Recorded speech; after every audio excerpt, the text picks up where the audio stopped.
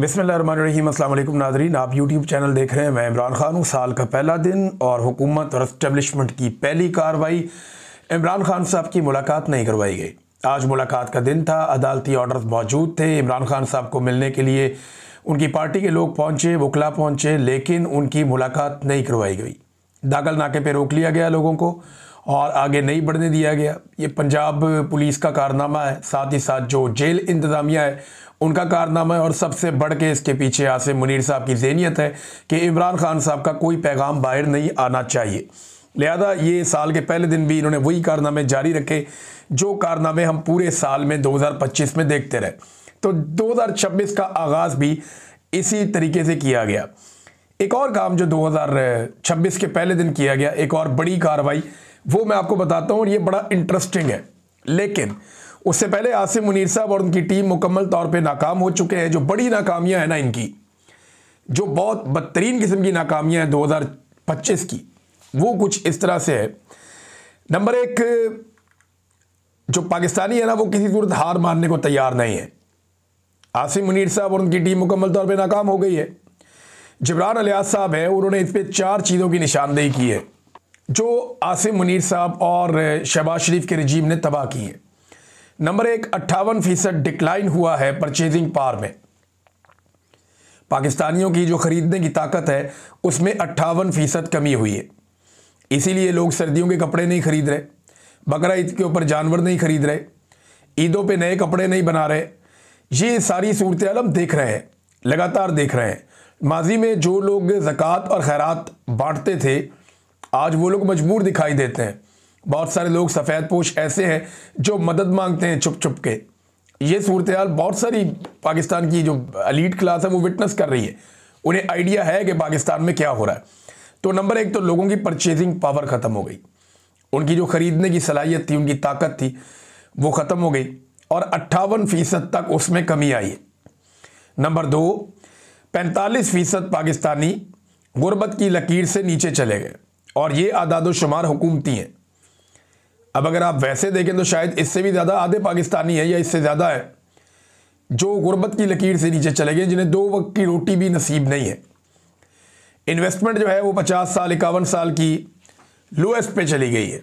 यानी इतनी कम कभी इन्वेस्टमेंट नहीं हुई 50-51 साल में जितनी सरमायाकारी अब कम हुई है। हालांकि इन्होंने SIFC नामी एक सफ़ेद हाथी भी पाल लिया आसिम मुनीर साहब की ख्वाहिश पे, उसमें जर्नैल भी भर्ती कर लिए, लेकिन इसके बावजूद पाकिस्तान में सरमायाकारी नहीं आई। अनएम्प्लॉयमेंट, जो पाकिस्तान के अंदर एक बेरोज़गारी है, वो 21 साल की बदतरीन उसके अंदर इजाफा हुआ है। यानी पिछले 21 साल में इतनी ज़्यादा जो बेरोज़गारी है वो कभी नहीं थी जितनी बेरोज़गारी अब हो गई है पाकिस्तान में। तो ये 4 बड़ी बड़ी चीज़ें जो तबाही फेरी गई। अब नाजरीन आप आ जाएं कि हुकूमत ने पहले ही साल के दिन में कौन सी एक और बड़ी कार्रवाई डाली। ये ज़ुरैन निज़ामानी साहब हैं और एक नौजवान है। इन्होंने एक आर्टिकल लिखा, बड़ा ज़बरदस्त आर्टिकल है जिसे एक्सप्रेस ट्रिब्यून में छापा गया। ये आर्टिकल जैसे ही छपा वैसे ही इसे डिलीट करवा दिया गया। यानी अगर आप अभी जाकर देखें एक्सप्रेस ट्रिब्यून ने, तो वो आप आर्टिकल ढूंढे, आपको आर्टिकल मिलेगा नहीं। लेकिन आर्टिकल तो छप गया था, उसके स्क्रीनशॉट्स अवेलेबल हैं, तो आप उसको आप पढ़ सकते हैं, सोशल मीडिया पे आपको मिलेगा। लेकिन इस नौजवान के आर्टिकल को एक्सप्रेस ट्रिब्यून से क्यों डिलीट करवाया गया? और मेरी इत्तला के मुताबिक इसको हुकूमत ने डिलीट नहीं करवाया, इसको मिलिट्री एस्टेब्लिशमेंट ने बाकायदा दबाव डालकर डिलीट करवाया। जो उनका तरीका वारदात है वही करते हैं। मुझे नौकरी से भी उन्होंने निकलवाया था। तो एक्सप्रेस ट्रिब्यून क्योंकि मेरा इदारा है और मैंने वहाँ पे बड़ा लंबा अरसा काम किया है, वो छोटा मोटा दबाव तो कबूल करते ही नहीं है। वो बड़े तगड़े लोग हैं, उनकी पसली बड़ी तगड़ी है, लेकिन उन्हें ये आर्टिकल डिलीट करना पड़ा। आर्टिकल में ऐसा क्या था जिसे डिलीट करना पड़ा? ये ज़रा थोड़ा सा आर्टिकल का एक ट्रांसलेशन है, मैं आपके सामने रखता हूँ।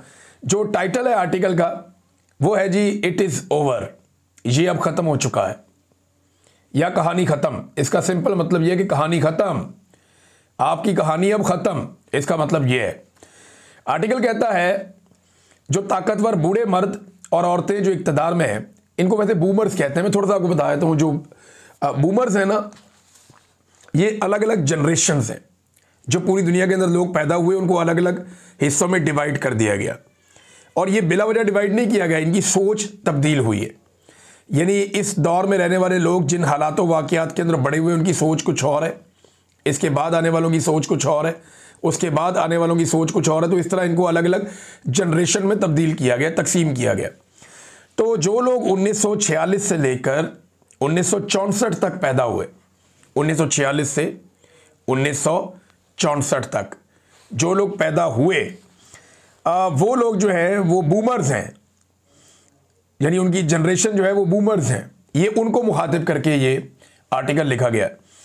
और उसके बाद जो लोग पैदा हुए 1965 से 1980 तक, ये जनरेशन एक्स है। फिर 1981 से 1996 तक जो लोग पैदा हुए, ये जनरेशन वाई है। फिर उसके बाद जेन जी, जिसको जनरेशन जी कहते हैं, ये सबसे खौफनाक जनरेशन है जो कोई बात नहीं सुनती। ये 1997 से 2012 तक पैदा होने वाले नौजवान हैं, जबकि 2012 से लेकर 2025 तक अभी तक जो लोग पैदा हो रहे हैं उन्हें नाम दिया गया है जेन अल्फा। तो ये जनाब पाकिस्तान में इनकी तादाद आप देखें, जो सबसे ज़्यादा मुसीबत बनी हुई है ना हुकूमत को, वो जेन जी के लोग हैं। जेन जी और जेन वाई, ये वो लोग हैं जो ब्रूटली फॉलो करते हैं इमरान खान साहब को और ये बात नहीं सुनते किसी की। यानी ये कहते हैं कि इमरान खान को हम फॉलो कर रहे हैं और ये जर्नैलों की बात सुनने के लिए तैयार ही नहीं है। ये तकरीबन 7.5 करोड़ लोग हैं 2012 तक जो पैदा हुए 1997 से लेकर जेन जी, और 1981 से 1996 तक जो लोग पैदा हुए ये 4 करोड़ 60 लाख लोग हैं। ये पाकिस्तान का 20% है। तो ये जेन वाई और जेन जी, इन दोनों को आप इकट्ठा करें तो 50% लोग ऐसे हैं जो 1981 से लेकर 2012 तक पैदा हुए और ये किसी की बात नहीं सुनते।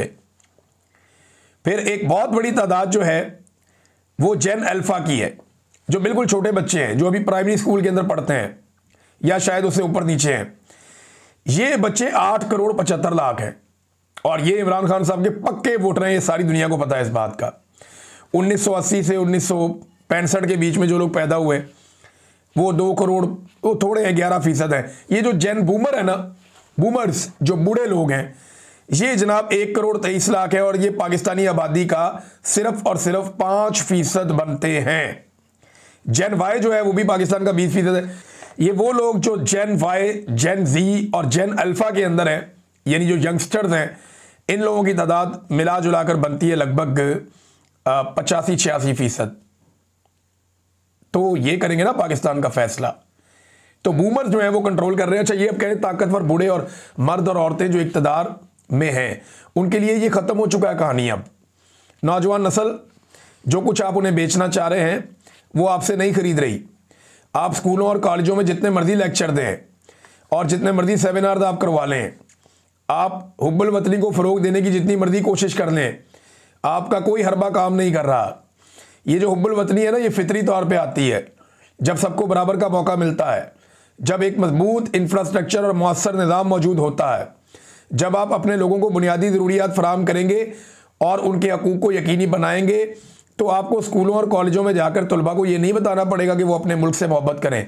वो वैसे भी मोहब्बत करेंगे जब आप हालात को बेहतर कर देंगे, इंसानी हकूक़ होंगे। तो नौजवान जहन जो है, ये जनरेशन जेड अल्फ़ा, वो बिल्कुल जानते हैं कि क्या हो रहा है और आपकी मुसलसल कोशिशों के बावजूद कि आप उन्हें अपना हुब्बुल वतनी का नुक्ता नज़र बेचें, वो देख रहे हैं और वो ख़रीदना भी नहीं चाहते। इन्होंने बड़ा लंबा आर्टिकल लिखा जनाब के नौजवान किन किन चीज़ों में आपको नाकाम कर रहे हैं, आप कहाँ कहाँ पे नौजवानों को घेरा डालते हैं, वो आपका घेरा तोड़ देते हैं। ये बात ज़रूर है कि नौजवान ज़िंदा रहना चाहते हैं या वो भाग जाना चाहते हैं। इस वक्त पाकिस्तान में नौजवानों के पास 2 ऑप्शन हैं। वो आपसे नफ़रत करते हैं, आपका सौदा नहीं खरीद रहे और आपके मुताबिक चलने को तैयार नहीं है। वो पाकिस्तान से भाग रहे हैं क्योंकि उन्होंने अपने जैसे लोगों को मरते हुए देखा है, या वो पाकिस्तान में रहते भी हैं तो वो आपसे नफ़रत करते हैं, आपके बयानिए को नहीं अपनाते, वो खामोश हो जाते हैं क्योंकि वो ज़िंदा रहना चाहते हैं। इस तरीके से इन्होंने आर्टिकल लिखा और आबादी के हवाले से बताया। उन्होंने कहा जी आप इंटरनेट को स्लो करते हैं, फायरवॉल लगाते हैं, जबकि उन्हें तेज़ इंटरनेट चाहिए। आपने मीडिया कंट्रोल कर लिया, उन्होंने सोशल मीडिया को अपना हथियार बना लिया है। वो बहुत सारी चीज़ें अफोर्ड नहीं कर सकते, लेकिन उनके पास किताबें, सोशल मीडिया और कॉफ़ी शॉप्स और बैठने उठने की जगह है जहां वो बैठते हैं। आपकी तकरीरें वो नहीं सुनते, ये उनके लिए मज़ायका खेज़ है। और वक्त बदल रहा है और जितनी जल्दी आप समझें उतना बेहतर है। लेकिन आपको परवाह भी नहीं है कि आपके बच्चे क्योंकि बाहर हैं, आप रोज़ाना लाखों रुपया कमा रहे हैं, आप साफ पानी पीते हैं, आप अच्छा खाना खाते हैं, तो आपको परवाह क्यों होगी? तो आपकी बात कोई नहीं सुन रहा। और जो जनरेशन Z है उसने हेडफोन लगाए हुए हैं, वो आपको सुनना ही नहीं चाहती और वो स्पॉटिफाई सुन रही है, ये भी इन्होंने इस पे लिखा। और उन्होंने कहा कि याद रखिएगा, एक दिन अगर ये सूरत-ए-हाल नाकाबिले बर्दाश्त हो गई तो आधे पाकिस्तानियों के पास जाने के वसाइल होंगे, वो चले जाएंगे और बाकी जो आधे हैं वो आपको म्यूज़िक सुनाएंगे। तो इन्जॉय द म्यूज़िक। यानी ये सिंपल एक इडियोमेटिक तरीका है बताने का कि ये फिर आपका तबला बजाएंगे, ये जो बाकी बच जाएंगे आपको नहीं छोड़ेंगे। बूमर्स, हम तंग आ चुके हैं, हम आपका बयानिया अब नहीं खरीद रहे, ये पुराना हो चुका है, फरसुदा हो चुका है। ये आर्टिकल लिखा गया, इसको जनाब दबाव डाल के एक्सप्रेस ट्रिब्यून पे इसको डिलीट करवा दिया गया। लेकिन अगर ये लगा रहता ना तो इतना मशहूर कभी ना होता जितना डिलीट होने के बाद मशहूर हुआ। अब ये जिस मिलिट्री एस्टेब्लिशमेंट के बंदे ने ये आर्टिकल डिलीट करवाया है, ये ज़ुरैन निज़ामानी साहब को चाहिए उन्हें फ़ोन करके उनका शुक्रिया अदा करें, या फ़ोन पे नहीं कर सकते तो ट्वीट करके उनका शुक्रिया अदा करें कि अगर आप इस आर्टिकल पे तवज्जो ना देते और इसे डिलीट ना करवाते तो मेरा आर्टिकल कभी भी इतना मशहूर ना होता, शायद किसी की नज़रों में भी ना जाता, शायद मैं भी इस आर्टिकल के ऊपर कोई वीलॉग ना कर रहा होता। लेकिन बड़ी मज़ेदार बात है कि ज़बरदस्त काम कर दिया पाकिस्तान की एस्टेब्लिशमेंट ने। ये ISI और ये वो करवाते हैं, DGISPR वगैरह, ये डिलीट करवाते हैं आर्टिकल्स, तो उन्होंने डिलीट करवा के इसको अमर कर दिया। नाज़रीन, अब खैबर पख्तूनख्वा के वज़ीर आला ने अनाउंस किया कि वो 9 जनवरी को कराची जाएंगे। तो अब कराची का दौरा आ गया। 9 जनवरी ज़्यादा दूर नहीं है, आज 1 जनवरी है। 8 दिन के बाद वो कराची जाएंगे। नेक्स्ट वीकेंड पे उनका कराची का दौरा है और सिंध में उस हवाले से तैयारियां हो रही हैं। अवामी रद्द-ए-अमल क्या होता है ये हमें उस दिन पता चलेगा जिस दिन वज़ीर आला कराची जाएंगे। लेकिन सिंध में जो है वो स्ट्रीट मूवमेंट के हवाले से तैयारियाँ हो रही हैं। बलूचिस्तान में इस हवाले से वॉल चॉकिंग हो रही है, मुलाकातें हो रही हैं। खैबर पख्तूनख्वा में एक बड़ी लॉन्चिंग अभी तक ड्यू है स्ट्रीट मूवमेंट के हवाले से, देखते हैं वो कहाँ तक पहुँचती है। तो नाज़रीन, 9 जनवरी को ये पहुँचेंगे कराची और सिंध पहुँचेंगे वज़ीर आला खैबर पख्तूनख्वा। नाज़रीन, एक और ख़बर है और ये बैरिस्टर गौहर साहब का एक स्टेटमेंट है, मैं ये आपके सामने रख देता हूँ। बैरिस्टर गौहर साहब कहते हैं आज जो हम मुलाकात की भीख मांग रहे हैं इसमें दूसरों के साथ साथ अपनों का भी हाथ है। तो बैरिस्टर गौहर साहब, मुलाकात की भीख, ये तो इमरान खान साहब के स्टेटमेंट की वजह से है। आप इमरान खान साहब पे अगर एलिगेशन लगाना चाहते हैं तो बिल्कुल लगाएं, आप और किसी पे नहीं लगा सकते। इमरान खान जो कुछ भी अपनी बहनों को बताते हैं वो कहते हैं बाहर जाके बता दो। आपको भी बताते हैं, आप बाहर आके नहीं बताते, उनकी बहनें आके बाहर बता देती हैं। तो ये कसूर तो फिर इमरान खान का है ना। आप इमरान खान से गिला करेंगे इमरान खान साहब क्यों सरेंडर नहीं कर रहे, इमरान खान से गिला करेंगे वो क्यों अपने मौक़िफ़ को नरम नहीं कर रहे। आप इमरान खान साहब से गिला करेंगे कि क्यों वो एस्टेब्लिशमेंट के साथ डील नहीं कर रहे। आप इल्ज़ाम जो है वो लोगों पे ऐसे ही नहीं लगा सकते कि ये ज़िम्मेदार है, वो ज़िम्मेदार है। कभी कहते हैं बाहर लोग ज़िम्मेदार हैं, कभी कहते हैं अंदर लोग ज़िम्मेदार हैं, कभी कहते हैं इसमें दूसरों के साथ साथ अपनों का भी कसूर है। अब अगर इमरान खान की बहनों को सड़कों पे घसीटें तो उस पर अब ज़मीन आसमान के कलाबे में लाके तारीफ़ें तो नहीं की जा सकती उन लोगों की, या उनके हाथों पे बैत तो नहीं की जा सकती। अब जो लोग जुल्म, बर्बरियत और जबर का सहारा लिए हुए हैं, जिन्होंने पाकिस्तान में तशद्दुद का सहारा लिया है, जिन्होंने लोगों को गोलियां मारी हैं, उनको शाबाश तो नहीं दी जा सकती। गलत बात के ऊपर तनकीद ही होगी। अब गलत को गलत कहना भी अगर आपको लगता है कि आपकी मुश्किलात में इजाफा पैदा कर रहा है तो बैरिस्टर गौहर साहब, पता नहीं आप किसका मौक़िफ़ बयान कर रहे हैं। बहरहाल शौकत बसरा साहब ने इस पर रद्द-ए-अमल देते हुए कहा कि बैरिस्टर गौहर का बयान उनकी ज़ाती राय है, उसका पार्टी पॉलिसी से दूर दूर तक कोई ताल्लुक नहीं है। ये शौकत बसरा साहब ने कहा। वैसे अमूमन पाकिस्तान तहरीक-ए-इंसाफ का रद्द-ए-अमल इस बयान के ऊपर यही है और तहरीक-ए-इंसाफ हैरान हो गई है कि ये बैरिस्टर साहब को हो क्या गया है क्योंकि इमरान खान साहब तो मुज़ाकरात की भीख नहीं मांग रहे। इमरान खान साहब तो मुज़ाकरात करना ही नहीं चाहते, और वो मुज़ाकरात करेंगे इससे, शहबाज शरीफ से, जो इलेक्शन हार गया, जिसके बाद मैंडेट ही नहीं है मुज़ाकरात करने का। देखें, बहुत सारे लोग ये तनकीद करते हैं इमरान खान फ़ौजियों से क्यों बात करना चाहता है, ये जनाब फिर फ़ौजियों से बात कर रहा है, ये क्यों फ़ौजियों को बीच में लेके आ रहा है सियासत के। और मुनाफिको, खुदा का नाम लो, पाकिस्तान में सारी सियासत तो आसिम मुनीर साहब कर रहे हैं, हर चीज़ तो उनके कंट्रोल में है। शहबाज शरीफ और ख्वाजा आसिफ और सारी पार्टी रज रज के रोज़ाना कह रहे हैं कि जी आसिम मुनीर कर रहे हैं जो कर रहे हैं, आसिम मुनीर के कंट्रोल में पाकिस्तान है। और भाई जिस आदमी के कंट्रोल में उसी से बात करेंगे ना। दो ही तो बंदे पाकिस्तान में ताकतवर हैं, एक के पास अवामी मकबूलियत और अवामी ताकत है, दूसरे के पास बंदूक है। दो ही बंदे ताकतवर है ना, एक के साथ अवाम खड़ी हुई है और एक के साथ बंदूक खड़ी हुई है। इन्हीं दोनों के बीच में बात होनी है ना, या बाकी लटरम पटरम इनके साथ बात करेंगे जो बेचारे ना 3 में है ना 13 में है। ये तो हाँक के इनको इधर ले जाएंगे, आसिम मुनीर इधर चले जाएंगे, आसिम मुनीर हाँक के इधर ले जाएंगे, इधर चले जाएंगे। इनकी तो औकात ही कोई नहीं, टके की औकात नहीं है। भाई इमरान खान उनसे मुज़ाकरात कैसे करे जो इमरान खान से एक मुलाकात नहीं करवा सकते। जिसका कब्जा है आपने उसी से बात करनी है ना जाकर। भाई जिसने पाकिस्तान पे कंट्रोल कर लिया, ज़बरदस्ती कब्जा कर लिया, उसी से आपने कब्जा छुड़वाना है। या आप जाके किसी और से बात करेंगे, भाई इन्होंने कब्जा कर लिया, मेरे ना गल कर लो, ऐसे तो नहीं होगा। आसिम मुनीर का कब्जा है ना पाकिस्तान पे, तो आसिम मुनीर से ही बात करनी है इमरान खान ने। या एस्टेब्लिशमेंट का कब्जा है तो पीटीआई ने एस्टेब्लिशमेंट से ही बात करनी है। ये हुकूमतें ना 3 में ना 13 में, इनकी तो औकात ही कोई नहीं है। ये तो दिन रात मदा सराई में लगे हुए हैं, खुशामदों में लगे हुए हैं। मैं आपको एक और चीज़ दिखाता हूँ, ये देखें जरा आप, ये स्टेटमेंट है मरियम औरंगजेब का। ये बड़ा इंटरेस्टिंग स्टेटमेंट है। ये स्टेटमेंट आप देखिए, साल 2025 में कुदरत ने पाकिस्तान को तारीखी कामयाबियों से नवाजा। ये जो नवाजा लफ्ज़ है, नवाज नहीं है, याद रखिएगा, नवाजा। पाकिस्तान को तारीखी कामयाबियों से नवाजा।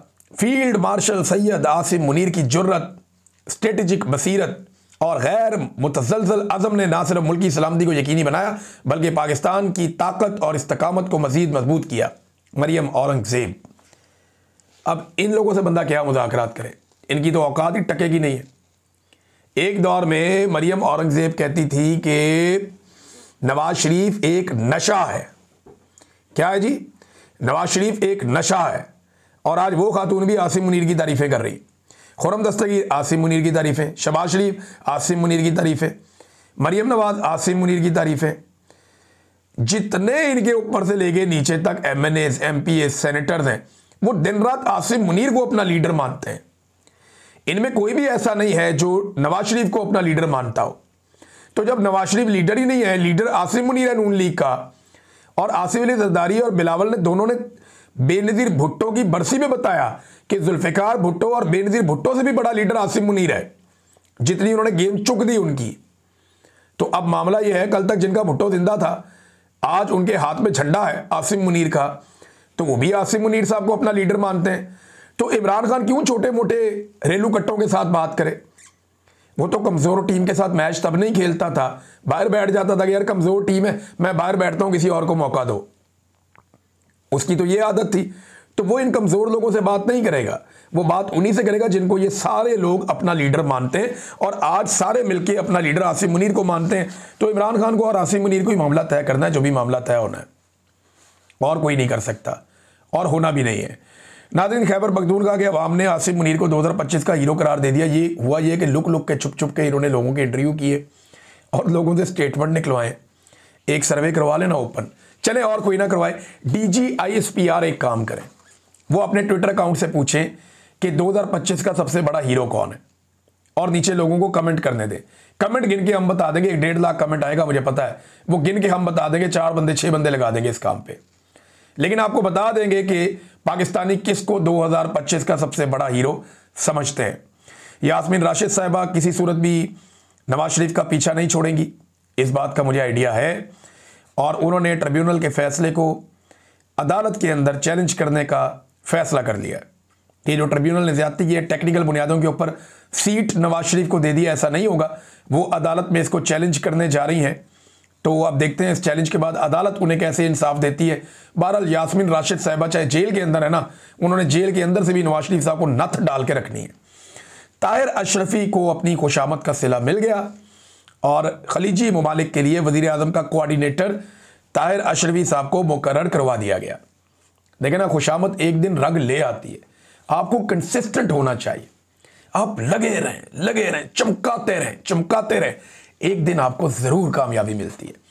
ताहिर अशरफी साहब इस बात का मुंह बोलता सबूत है। इसमें तमाम उलमा इकराम के लिए एक निशानी है।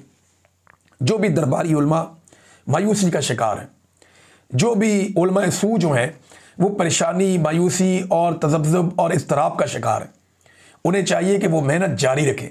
देखें, आज मिल गया ना ताहिर अशरफी को सिला, आपको भी मिलेगा, आप मेहनत जारी रखें, चमकाते रहें। आप देखिए एक दिन आएगा कि आपको ज़रूर इसका सिला मिलेगा। नाज़रीन, दुनिया बदल रही है, पाकिस्तान नहीं बदल रहा। हम कहाँ पे कहाँ खड़े हैं। यानी ज़ोहरान ममदानी ने कुरान मजीद पर हलफ लेकर न्यूयॉर्क के पहले मुसलमान मेयर वो बन गए हैं। अब अंदाज़ा करें अमेरिका सुपर पावर क्यों है। अमेरिकन एस्टेब्लिशमेंट ट्रंप के खिलाफ थी, अब आम ने वोट डाला, ट्रंप बन गया सदर अमेरिका का। एस्टेब्लिशमेंट कुछ नहीं कर सकी अवाम के सामने। फिर डोनाल्ड ट्रंप और उसकी अपनी एस्टेब्लिशमेंट जो है ममदानी के खिलाफ थी, अवाम ने वोट डाल दिया ममदानी को, ममदानी बन गया। ये कुछ भी नहीं बिगाड़ सके ममदानी का या अवाम का। लेकिन पाकिस्तान में 17 सीटों वाले को उठा के आसिम मुनीर साहब ने वज़ीर आज़म बना दिया पाकिस्तान का। अंदाज़ा करें, हम इसीलिए पीछे रह गए। जो मर्जी कर लें, आर्टिकल डिलीट करवाएं, अपनी मर्जी के छुपवाएं, कुछ आप कर लें, ये मुल्क नहीं आपसे चलना। मैं लिख के देता हूं आपको, आप कर ही नहीं पाएंगे। और एक दिन लोग आपसे ये कब्जा इंशाल्लाह छीन लेंगे इंशाल्लाह। अब तक के लिए इतना ही। अपना ख्याल रखिएगा, अपने चैनल का भी। अल्लाह हाफ़िज़।